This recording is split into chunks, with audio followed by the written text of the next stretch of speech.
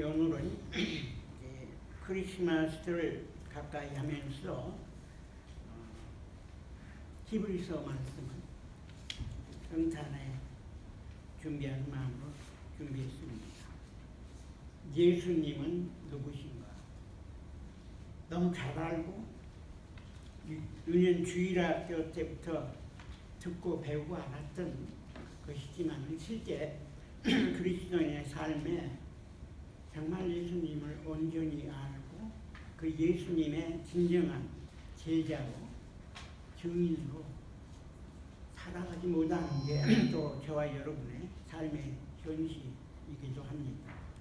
지난주에 우리 목사님이 말씀하셔서 대강절, 세계 어드벤트라는 이제 그 절기를 교회에서 이제 선포하고 지금 행하고 있는데, 되게 이제 침례교회에서는 많이 해보지 않았던 절기이지만 제가 보니까 아주 좋은 프로그램인 것 같아요. 왜냐하면 성탄절이 너무 빨리 왔다가 너무 빨리 지나가 버리는 느낌이 항상 감사절 지나자마자 그냥 정신없이 사람들이 분주하게 살다가 12월 들어와서 그냥 성탄절이 그냥 쏜살같이 지나갑니다. 그래서 우리가 어떻게 하면 더욱더 이 성탄의 의미와 목적과 뜻, 저희들을 향하신 것이 무엇인가를 살펴보고자 본문 말씀을 택했습니다. 그 어드벤트 제강제를 제가 인터넷에 찾아보니까 네 번째 주일, 성탄절 이전의 네 번째 주일 동안 아까 목사님 말씀한 대로 예수님의 탄생을 준비하고 또 예수님의 그러니까 첫 번째 오심과 두 번째 오심, 재림의 예수님을 준비하는 의미로 5세기경에 처음 시작했던 것 같아요. 그래서 첫 번째 선데이가 라스트 선데이인데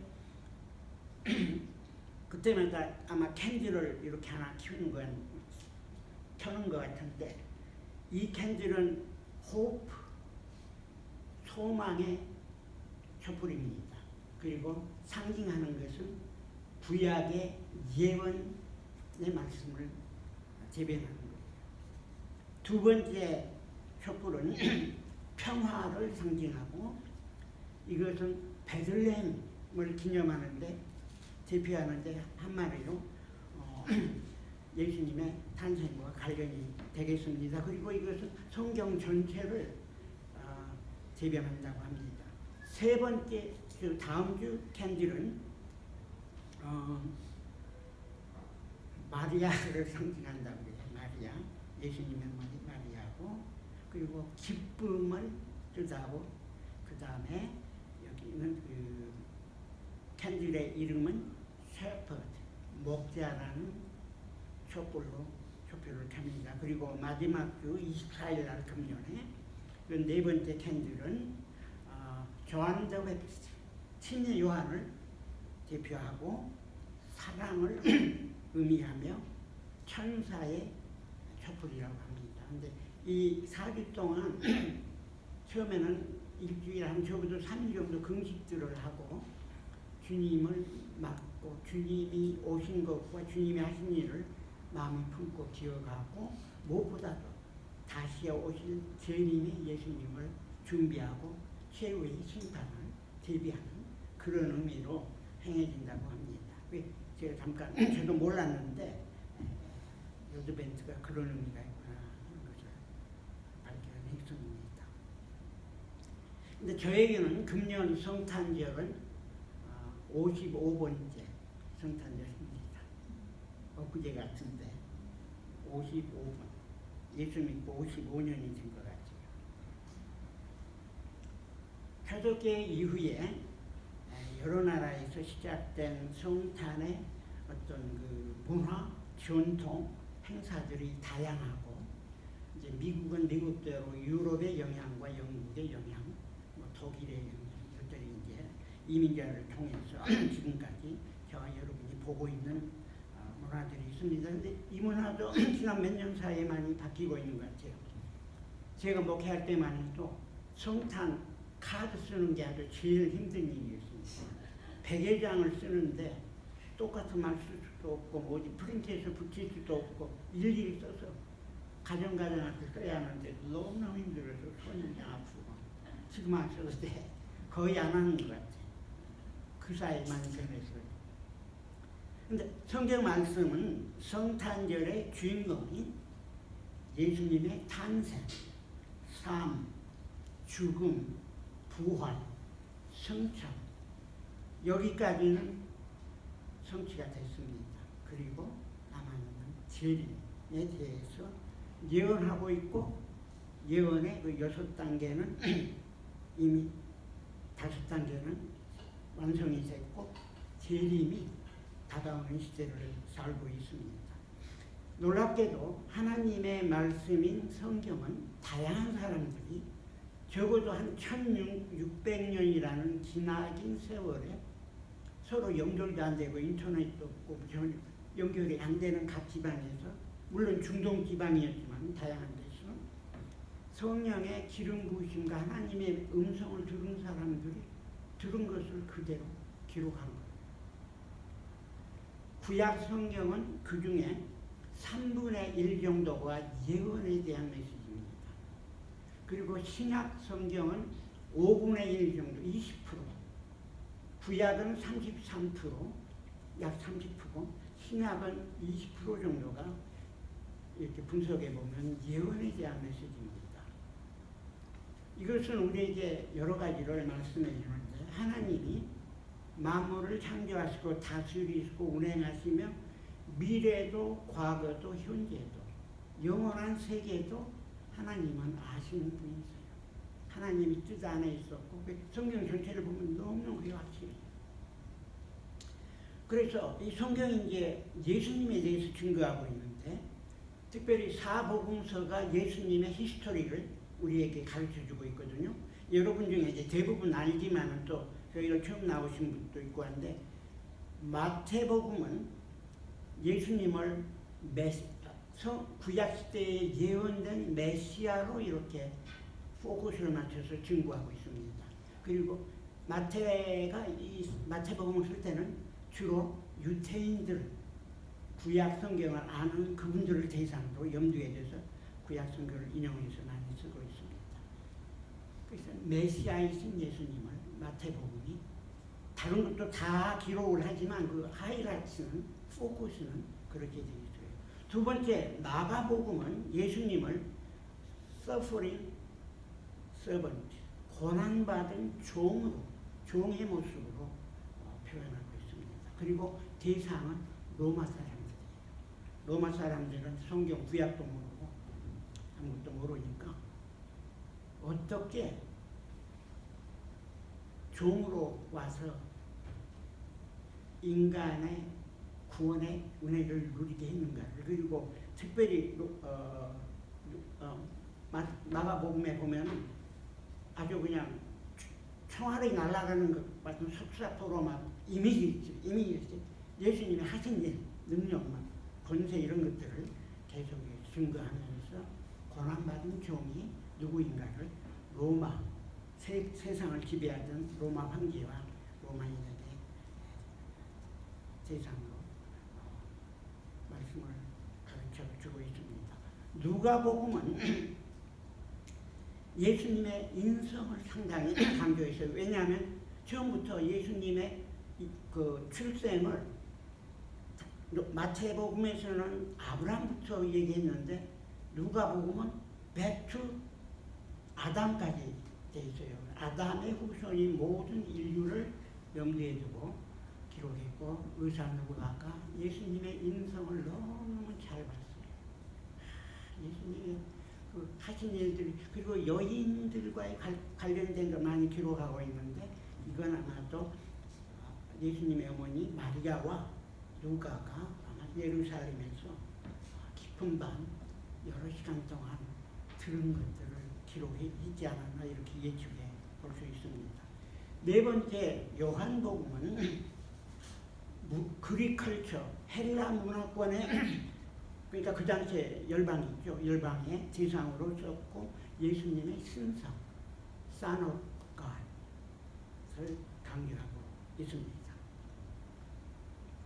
근데 제가 오늘 본문 말씀을 이제 준비하면서 늘 여러 가지 생각을 하면서 기도할 때 신약 성경에서 그러면 오늘 제가 말씀을 나누고자 하는 Who is Jesus?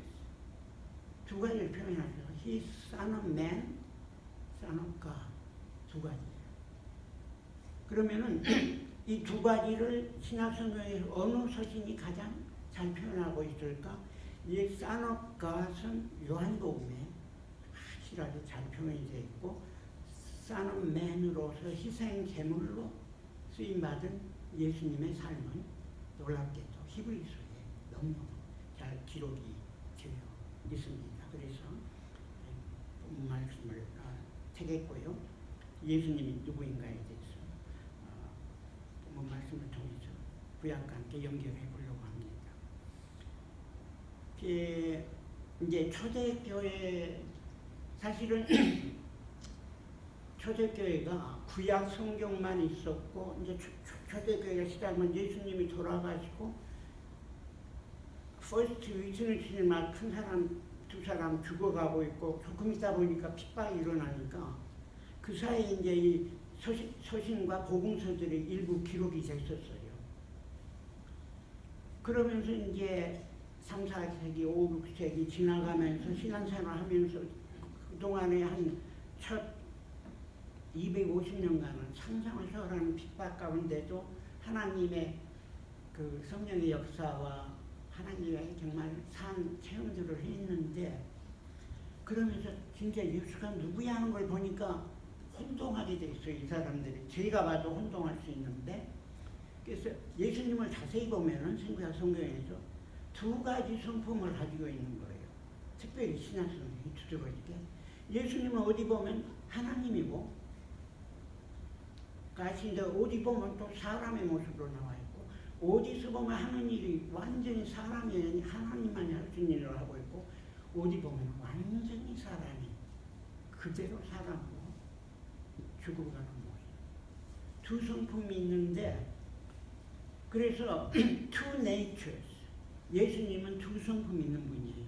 이게 굉장히 우리 신앙에 중요한데 아마 시시스 같은 데서 복음을 증거할 때 여기 죄인된 인간이 왼쪽에 있고 거룩한 하나님 오른쪽에 있고 그 사이에 캐림이 있어요. 절벽이 끝없는 절벽이 있는데 그 사이에 다리를 놓고 십자가가 그 십자가상에서 예수님이 저와 여러분 인류의 죄의 대속의 제물이 됐다고 이렇게 표현하거든요. 그러니까 사람과 하나님 사이에 중간에 대속의 속죄의 화목의 제물이 되는 예수 그리스도는 그 일을 완전하게 이루어지기 위해서는 그 예수님은 완전한 사람이 아니면 할 수 없는 사역이에요. 사람을 100% 모든 인류의 본성을 100% 이해해야 되고 그것까지는 부족하고 하나님께 하나님의 마음도 99%가 아니라 50%가 아니라 100% 하나님의 성품을 가지고 만날 때만이 구원의 역사를 그리고 지금 우리가 보고 경험하는 하나님의 역사가 가능했던 것입니다. 그런데 성경을 보다 보니까 그게 좀 혼동을 했어요. 우선 많은 사람들이 투 네이처가 있는 건 비슷하게 이해를 했는데 거기서 동의하지 못한 부분이 인간의 한계 때문에 그러는데 어떻게 완전한 하나님이 죄성을 가진 인간의 성품을 100% 가지고 두 성품이 하나가 될 수 있는가? It never happened. We cannot understand. 이렇게 된 거예요. 그래서 이제 여러 가지 이제 그 학설 이단이 거기서만 6개가 남았어요. 예수님의 신성을 부분적으로 부인하거나 예수님의 인성을 부인하거나 그 다음에 신성과 인성이 하나 되는 그 유니티를 부인하거나 이걸 부인한 걸 6개 이단 생겼는데 놀랍게도 초대교회 교부들과 그들의 카운슬에서 성령이 역사하시고 감동해서 이 문제를 해결해 왔던 것을 보게 됩니다. 우리가 믿는 신앙의 기초, 예수님이 누구이신가 너무너무 중요한 내용이기도 합니다. 그래서 예수님이 누구인가를 이제 11서에서 쭉 증거하고 있는데, 우리가 크리스마스 때마다 즐거워 부르는 찬송 중에 하나가 Joy to the World이죠. 기쁘다 구주 오셨네. 그 가사들이 그대로 예수님이 누구인가를 표현하고 있어요. 기쁘다 구주 구원자 오셨네. 만백성 맞으라고. 만백성 왕을 맞으라는 거 영어로는 되어 있는데 영어 여기만 빠졌어요. 구원자여 왕을 맞으라 이런 뜻이에요. 2절에는 구세주 탄생했다고 그랬는데 영어 번역에는 구세주 다스리시니 탄생해서 다스린 거죠. 다 찬송하라고. 3절에는 온 세상 죄를 사했다고 그랬는데 죄와 슬픔을 사하여 주 예수 사하기 위해서 오셨네. 이게 성탄의 메시지요. 예수님이 누구인가를 한 찬송가로 대변하고 있습니다. 그리고 이 찬송가를 아마 지은 분은 누가복음 2장의 말씀에서 힌트를 얻은 것 같아요. 2장 13절에 보면 하늘의 천군 천사가 예수님의 탄생을 기뻐하면서 하늘에서 찬양을 올리는데, 찬양의 내용이 땅에서는 지극히 높은 곳에서는 하나님께 영광이요, 땅에서는 기뻐하심을 은혜를 입은 사람들 중에 평화. 예수님의 탄생은 인류에게 그의 삶과 죽음을 통해서 하늘에는 영광이요, 땅에서는 평화입니다. 제가 가장 선호한 성탄 카드의 요절 중에 이 기절이 계속 찍어놓은 기절이에요. 하나님께는 영광이고 땅에서는 구원받은 하나님의 은혜 받은 사람들 안에 누리는 그 평강. Glory to God, peace on earth. 예수님이 땅에 오셔서 이 땅에 하나님의 뜻이 하늘에서 이루어진 것까지 땅에서 이루어지리라 그렇게 기도하라는 말씀하신 예수님의 말씀, 주기도문의 말씀이 그대로 한 기절 안에 나와 있습니다. 이 평화는 전쟁이 없는 평화를 뜻한 건 아닙니다. 평화는 구약 히브리어는 샬롬이고 영어로는 이제 아이렌인가 뭐 이런 뜻인데, 그 완전함을 뜻해요. 온전하고 완전함을 뜻하는 거고, 1차적으로는 하나님의 거여하고 원수됐던 저희들이 하나님과의 화목하는 것, 하나님과의 관계에서 평화하고, 그 평화를 입은 심령들이 이웃에 평화를 누리는 그것을 뜻합니다. 그래서 땅에 평화가 이루어지는 것, 완성이 되면 하나님 나라가 완전히 성취되는 것이 되겠습니다. 지금 생각해 보면 금년처럼 어두운 성탄절도 없어요. 우크라이나 러시아 전쟁이 2년째 들어가고 이렇게 거의 끝나지 않고, 또 팔레스타인과 이스라엘의 갈등, 이건 뭐 몇천 년 묵은 갈등이기도 하지만 저는 미스터리예요. 성경을 읽을 때마다 어메이징, 너무너무 놀라운 일들인데, 분명한 것은 하나님이 살아계시고 하나님이 창조하셨고 지탱하시고 다스리시고 구원하시고 다시 오셔서 하나님의 나라가 하늘에서 이루어진 것이 이 땅에서도 이루어진다는 것이 성탄의 귀한 메시지입니다. 그래서 본문 말씀에 보면은, 제가 시간이 있는지 모르겠는데 우선 메시아의 탄생에 대한 얘기가 나옵니다. 5절, 6절에 보면은, 그러므로 그리스도께서 세상에 임하실 때, 이건 표현이 좀 그렇지만 예수님 탄생할 때 그런 뜻 아니에요? 예수님 그리스도께서 세상에 임하실 때, 하늘 보좌 버리시고 세상에 임하실 때, 예수님의 탄생이죠. 그때에 예수님이 이렇게 말씀하시는 거예요. 하나님이 제사와 예물을 원치 아니하시고 나를 위하여 한 몸을 예비하셨도다. 이 표현 안에 어마어마한 뜻이 들어있는데 구원의 역사를 이루기 위해서 하나님이 죄인된 인생들을 처음에 하나님의 형상대로 창조됐고 하나님과 교제할 수 있어야 되는데 그 형상을 잃어버린 인간을 구원하기 위해서 자신이 죄인의 모습으로 그들과 하나 되어서 이 땅에 한 몸을 입고 오신 거예요. 예수님은 one body, flesh, 사람과 똑같은 마리아 몸을 통해서 그래서 한 몸을 하나님이 예비하셨어요. 이건 구약 성경의 그 밑에 나오는 스크롤 두루마리 책에 기록된 데고 그리고 번제와 속죄제는 기뻐도 아니하시고 이거는 다 짐승으로 드리는 거고 형식적인 거지 이건 하나의 예비 훈련이었어요. 오랫동안. 그 다음에 이제 번제와 속죄제는 기뻐 아니하신다고. 그 다음에 이제 메시아의 사명이 그 다음에 이제 7절 위에 나오는데 여기 보면은 그 다음에 I said 그래 내가 말하는데 이거 내가 이제 예수님 말하는 게 하나님이요 보시옵소서 Here I am.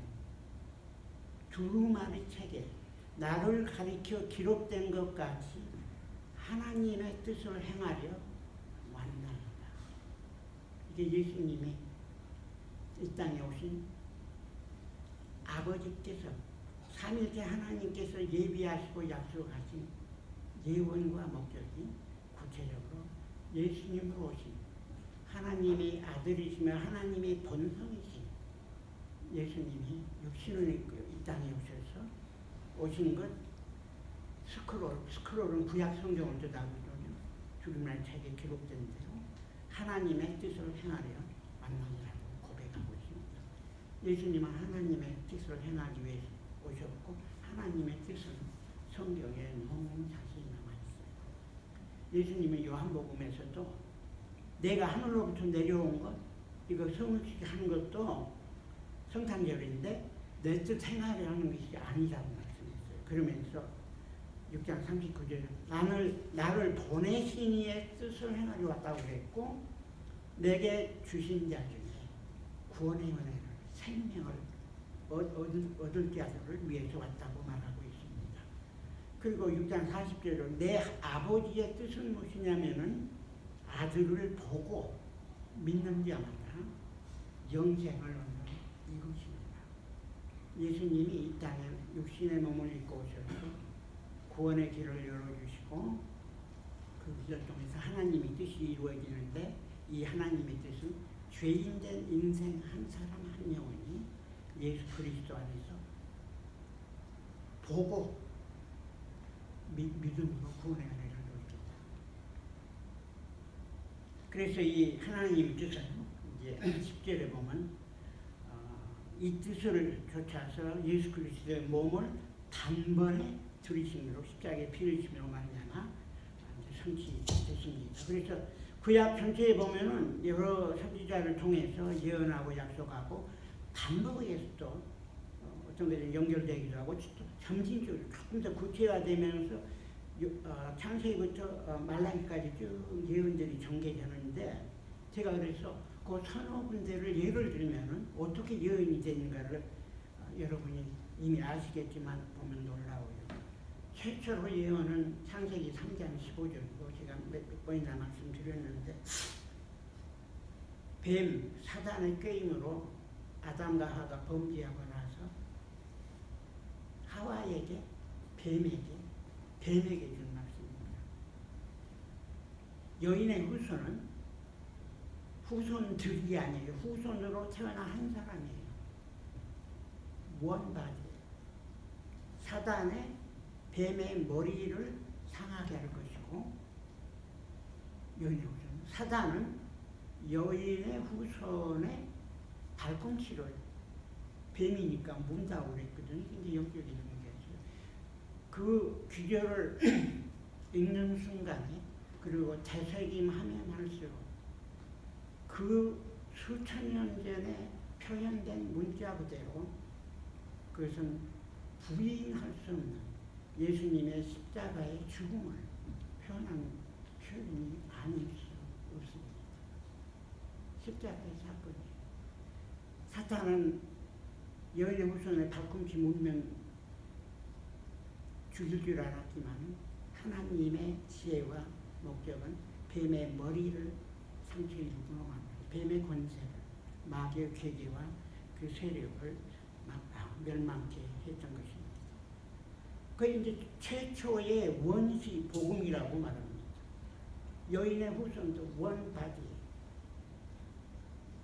그 다음에 이제 이사야서에도 너무 많이 있어요. 이사야서 전체는 메시아에 대한 예언으로 가득 차 있는데 적어도 17군데에서 구체적으로 언급되어 있는데 그 중에 가장 너무 구체적이어서 마치 예수님이 금요일 날 아침 9시에 십자가에 매달려가지고 오후 3시에 운명하는 순간을 ABC, MBC, BBC 기자들이 가서 사진으로 찍고 듣고 녹음한 걸 기록한 것 같은 너무너무 생생하고 구체적인 예수 그리스도의 십자가의 죽음을 기록해 주고 있습니다.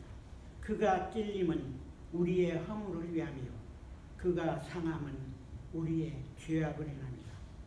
그가 징계를 받음으로 우리가 평화를 누리고 그가 채찍에 맞음으로 우리가 힐에 나음을 입었다. 예수님의 사역을 이 네 장으로 우리가 전적으로 요약할 수 있는 것입니다. 그 다음에 스가랴서는 이제 마이너 선지자 구약에서 마지막 한 두 번째인 것 같은데 거기에도 보면 11장에 거기서는 이제 목자를 비유하고 있는데 선한 목자가 무슨 rejected 거절당한 목자를 예언하고 있고요. 그 다음에 12절에는 상처 입은 목자를 예언하고 있고 13절에는 채찍에 고난당하는 목자를 예언하고 있습니다. 그리고 그 예언을 그 목자를 통해서 그날에 은총과 강구하는 심령을 만민에게 부어주리라고 약속하고 그날에 죄와 더러움을 씻는 셈이 이방인들에게까지 유태인 그 당시에 유태인들을 중심으로 얘기하고 있죠. 그 셈이 열리리라고 약속하고 있고 그날에 여호와께서 천하의 왕이 되시리니 그날에 여호와께서 홀로 하나님이시고 그 이름이 홀로 하나라고 이렇게 예언하고 있습니다. 놀라운 예언이에요. 베드로와 요한이 성전 미문에서 나면서 안 된 사람이 구걸하니까 우리를 주목하라고 하면서 금과 은은 내게 없거니와 내게 있는 것으로 내게 명하느니 나사렛 예수 그리스도 이름으로 일어나 걸으라 하니까 만인이 본인 성전 미문이면 너무너무 넓은 광장인데 그 앞에서 벌쩍 일어나서 뛰고 놀라운 역사가 있었습니다. 그걸 보고 그 당시에 종교 지도자들 공회의원들이 예수님을 이제 베드로와 요한을 잡았는데 그때 이 사람들이 누구 이름으로 이 짓 했냐고 물어보니까 천하 인간의 구원을 받을 이름은 예수 그리스도밖에 없다라고 담대하게 선포를 합니다. 지금까지 인류 역사에서 많은 그 거짓 메시아도 많고 여러 사람들이 많이 있고 많은 철학과 종교들이 있지만은 세계관도 있지만은 지금까지 인류 역사에서 지금은 모든 것이 다 기록화되어 있어요. 부인할 수 없는 펼쳐진 증거 가운데서 참 구원자는 예수 그리스도 하나님의 아들밖에 없다는 것을 지금도 만천하에 선포하고 증거하고 있고 지금 전 세계 열방에서 그동안 복음을 들을 수도 없고 언어도 없고 문자도 없고 그런 민족과 백성들에게까지 복음이 증거되고 있고 구원의 역사가 일어나고 있고 더욱 놀라운 것은 그런 지역에 가면 갈수록 성령의 역사가 더욱 강하게 나타나는 것입니다. 하나님은 살아계세요. 예수 그리스도는 하나님이셨고 하나님의 아들이셨고 저와 여러분을 구원하시기 위해서 이 땅에 오신 것이 분명합니다. 메시아의 사명을 감당한 것입니다. 예수님은 십자가 상에서 피 흘려 돌아가시면서 7마디의 최후의 치론을 했는데 첫 마디는 아버지 저들의 죄를 사하여 주시옵소서. 저희들이 몰라서 하는 짓이니라 이렇게 말하고 있고 6번째 다 이루었다 하시고 7번째 하나님아 내 영혼을 받으시옵소서. 내가 나를 주님께 드립니다 하고 숨을 거두셨습니다. 다 이루었다. 예수님이 구약 성경에 약속하시고 하나님이 계획하신 하나님의 뜻을 십자가에서 말씀하셨습니다. 그래서 요한복음에서는 이 예수님을 1장 14절에 보면 말씀인데 거기 로고스라는 말이 나오는데 이건 굉장히 중요한 단어인데 시랍에서 놀라운 단어예요. 이 로고스는 곧 하나님이시고 아버지고 곧 예수님이에요. 말씀이. 근데 이 말씀이 하나님이 육신이 되어 우리 가운데 거하심에 우리가 그 영광을 보니 아버지의 독생자, 온이 비 같은 쌍, 예수님을 그 영광을 보니 아버지의 독생자 곧 그 독생자의 영광이요 그 안에 은혜와 진리가 충만합니다. 예수 그리스도 안에 한량없는 은혜, 한량없는 진리. 히브리서 1장 3절에 보면 여러 시대에 여러 사람들을 통해서 여러 방법으로 하나님은 말씀하시다가 이 마지막 때에 아들로 와서 말씀했다 그랬어요. 구약 성경에도 하나님이 누구인가를 많이 말씀했고 증거했고 했지만은 예수님은 최대의 하나님을 대변한 자입니다. 수프림, ultimate revelation of God. 사람으로서 하나님은 이런 분이야 하는 것을 보여주셨습니다. 그 진리예요. 얼마나 진리. 하나님이 누구인가. 그리고 그 안에 은혜가 한량은 예수님 충만. 그리고 요한복음 1장 18절에도 본래 하나님을 본 사람이 없으되 아버지 품속에 있는 독생하신 하나님이 나타내십니다.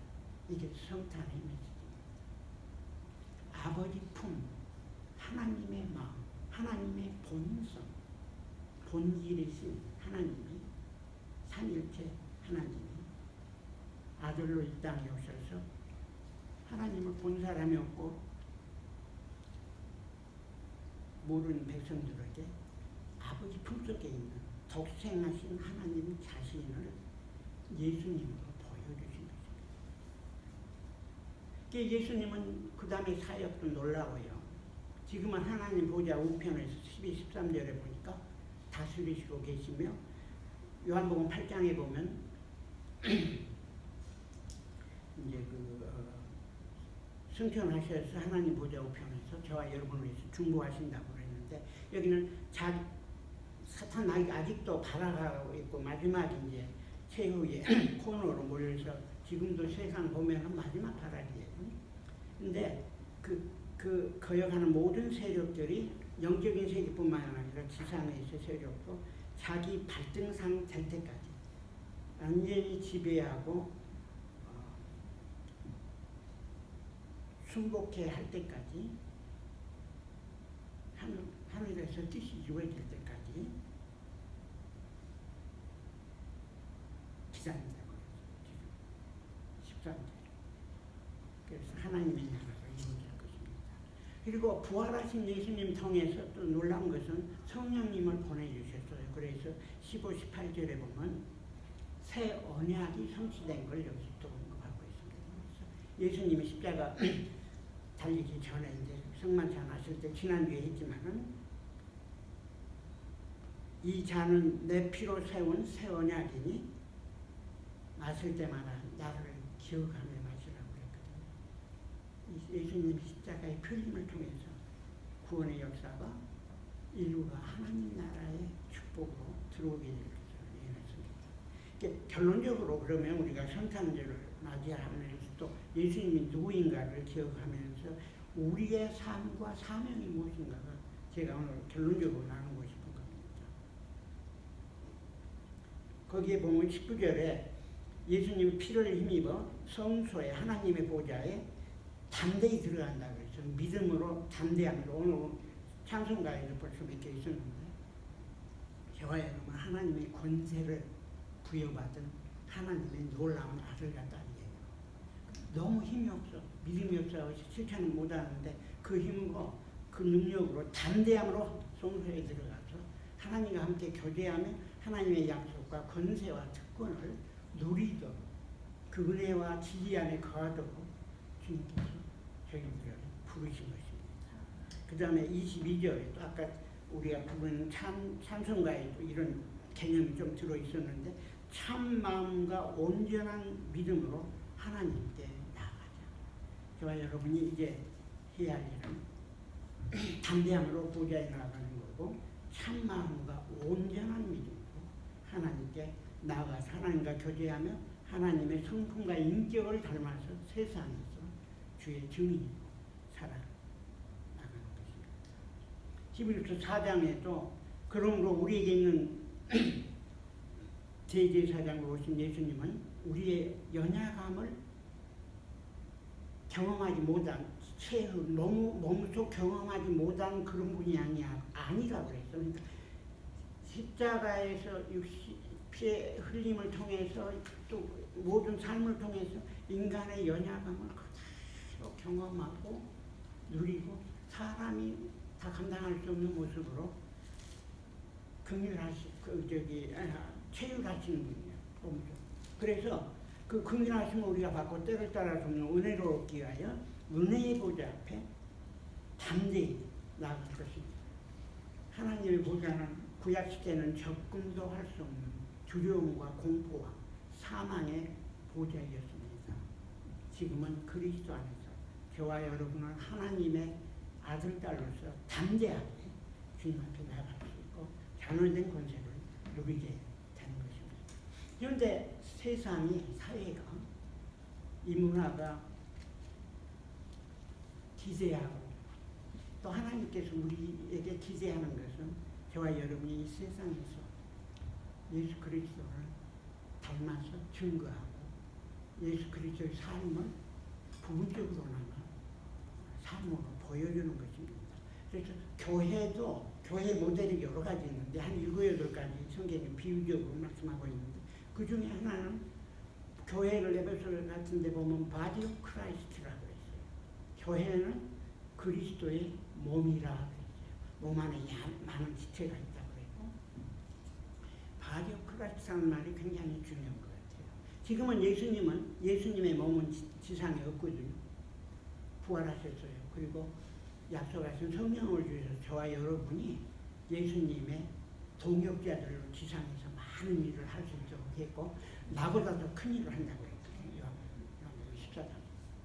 어떻게 큰 일을 할 수 있는가? 예수님은 시간과 공간에 지상에 있는 동안은 제한되었지만 이제 부활하시고 승천하시고 성령을 주어주시고 교회를 통해서 세계 열방에 흩어져 있는 모든 교회와 성도들을 통해서 살아계신 예수님, 성육신한 예수님이 교회와 개인 안에 드러나는 삶을 통해서 세상에 하나님의 역사를, 하나님의 나라를 완성해 가기를 원하십니다.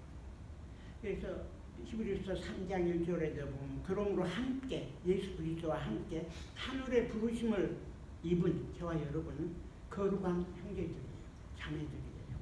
자매들이요. 우리의 믿는 도리의 사도시며 대제사장님이신 예수를 깊이 생각하라. Think of it. 지금 제가 말씀드린 거 구약의 예언과 약속들이 어떻게 예수님 안에서 이루어지고 예수님의 약속대로 어떻게 성령 주시고 역사하시고 지금도 열방 가운데 하신 것, 특별히 예수님의 그 사역을 삶을, 말씀을, 삶을 깊이 생각해요. 이게 저와 여러분이 주신 말씀입니다. 이걸 놓치니까 유럽 교회가 다 망했고, 미국의 교회들이 그냥 타락하기는 정말 쉬워요. 잘할 때는 막 열심히 시간 걸려서 잘하다가 타락하고 놓쳐버리는 건 한순간인 것 같아요. 두 번째는 12장 2절인데 놀랍게도 저에게 주보에 보니까 주보의 제목이 예수님 무슨 교회? 12장 2절에서 뽑았더라고. 근데 그 2절에 뭐라고 되어 있냐면은 그는 믿음의 주여 또 온전케 하시는 이인 예수를 바라보라 그렇게 되어 있거든요. 그러니까 예수 중심의 교회라. 그러니까 교회의 표어가 그렇게 되어 있는데, 그러니까 예수님은 믿음의 주인인데 어디서는 이제 그 파이오니어라는 말도 있고 아서 저자라는 표현도 있고 너무 어려운 단어예요. 그 의미는 비슷한데 또 온전케 하는 자예요. 우리의 믿음을 온전케 하시는 분이 예수님이시니까 그 예수를 바라보라 그랬는데 이것은 현재 분사형이니까 계속 바라보라.